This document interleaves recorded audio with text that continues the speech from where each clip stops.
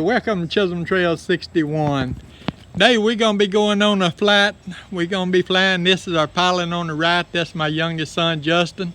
And the guy to the left there, he's my cameraman. The one that's normally behind the camera. I'm behind the camera today. It's his birthday present from my youngest son. So he's going to be setting up, enjoying the flight. So Justin, where are we going today? We're going to take off here in Huntsville, Alabama, and fly down to Gaston, Alabama, and then fly back. Okay, so we're going to take y'all along with us on the ride. So we'll be back once we get out to the plane there. Okay, this is the plane we're going to be flying in today, right here. Going to do a quick walk around in the front here so we can see what we're going to be flying in.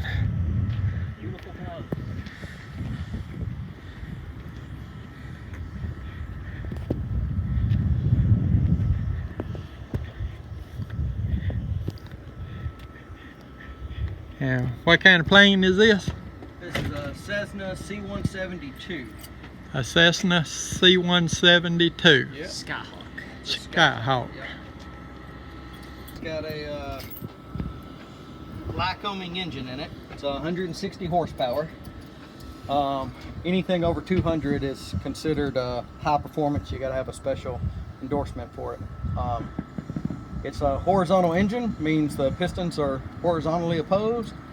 It's gravity fed gas, so you see the wings are above us, so you get gas to the engine fed by gravity. It's air cooled, naturally aspirated.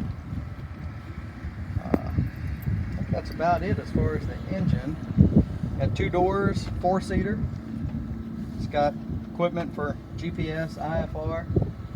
I think that's really about it. At least everything you need to know for flying right now.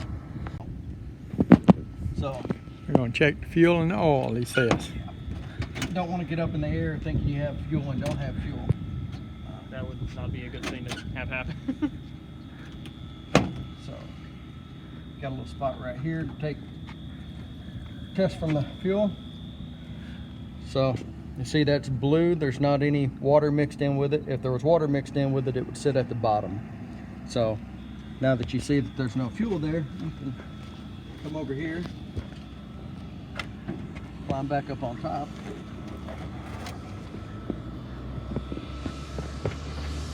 Take that off, dump the fuel back in. Normally, I would check the fuel with this to see how many gallons that we have on it. And I can tell from looking that it's already full. I can see the fuel with the gas cap off, so I know that it's completely full. And now I'll do the same thing on the other side. So it has 2 tanks? Yeah, there's 2 tanks. Each tank is around 21 gallons. So it's got a capacity of about 42 gallons, but you can only use 40 gallons. And the reason for that is once you get so low on gas, there's not enough to feed the engine. So they recommend not trying to use more than 40 gallons.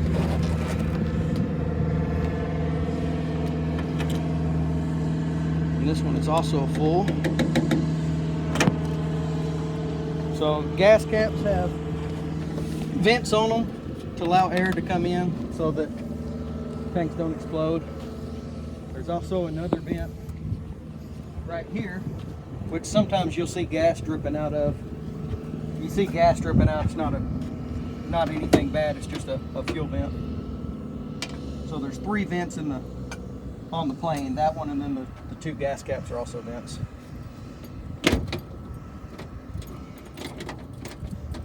Always make sure that baggage door is locked. Went on a flight with Steven once, got a call from the tower saying that our baggage door was open. I thought I'd locked it, but it was messed up and it didn't lock. So we was out on the taxiway with the baggage door open. So there's also a fuel vent here to vent what's in the engine.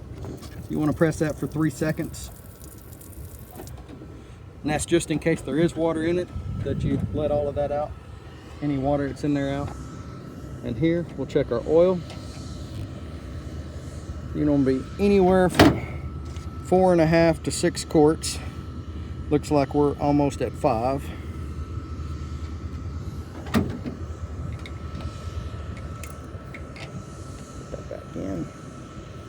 typically we check the oil and the gas first. That way if we need to call signature for gas or go in and get any oil before we do any other checks, that we're good. So we're good there. Now I will go through my checklist on the plane.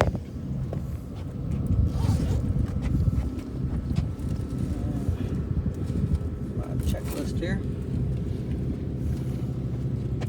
So fuel quantity, fuel filler caps, oil quantity, fuel strainer, windscreen. We did all that.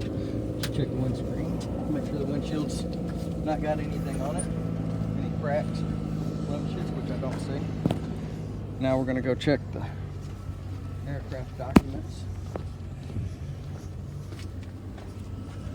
So, aircraft's got the documents there. It's got the rest of the documents in the back. So, we need to take a picture of our hobs and tack just so we can get charged the right time for flying. It looks like we are at 564.5. This is my little notepad to write everything down on.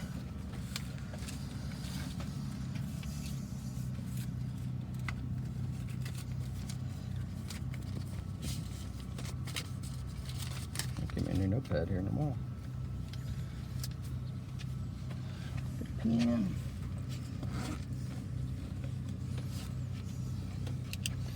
We are at 564.5, and then the back. That's our control wheel lock, so to make sure our elevators don't go in and out. Turn that down.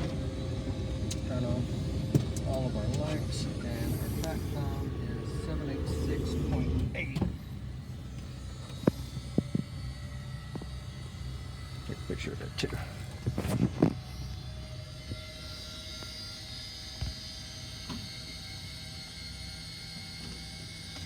Okay.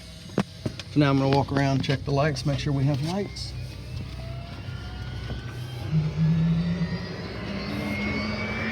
Red light, your flashing light.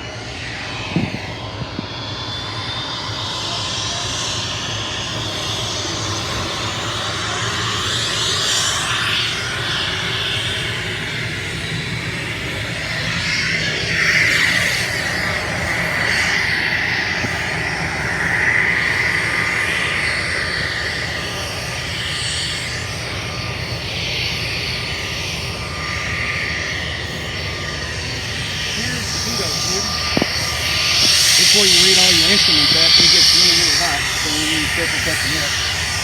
It's hot, so that means it's working. All the lights off. Got our fuel quantities. That's good. Push those in. Want to check our breakers, make sure none of our breakers are out. Those are good. Alternate static is pushed in. Avionics master is off. Alright, so now we can check the actual plane to see if there's anything wrong with it.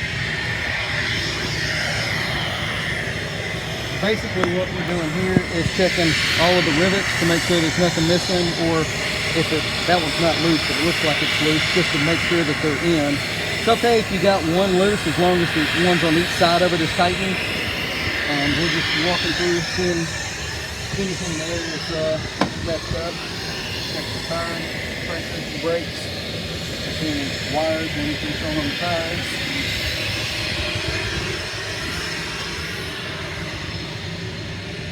Wings look good. Little flaps just to make sure they move. You always want to grab it from here. This little notch right here is specifically for this airplane. It's been turned in such a way that it'll fly straight. So you never want to grab it from here and try to move it. As you can tell, somebody else is doing the ramp up.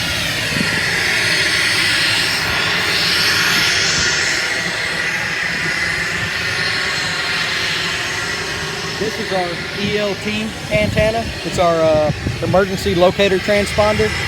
So if we crash, this is how they'll find us.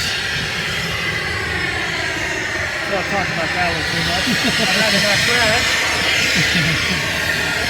all looks good. That's good again. That's good. Now we want to check our flaps. Just check, make sure that nut's tight. There's nothing wrong with it. This is our ailerons. This is how we turn the plane. So make sure it's got all of its bolts and that the nut's locked on it. It looks good. And then we're going to check our control surfaces, our leading edge. So you see it's got a lot of bugs on it, but as long as there's no dents or holes in it, we're okay. Get the main foot. These are air vent holes, so they're clear. That's how you get air inside the cabin. So you want to check your alternator belt. It's good. Check your front tire. It's got air in it. You want to check your, this is how you cool the engine with your air vent. And check your propeller and your cowl. Make sure there's nothing on it. Don't see any marks or dings. And basically do the same thing on the other side. So 7 holes look good. You make sure this is static port. This is your other system of how you read your instrument. And you want to make sure that's clear. And there's a little hole underneath. You want to make sure it's unblocked. This is your stall warning horn. So whenever we go to do a stall, you'll hear a horn sound. It's coming from this.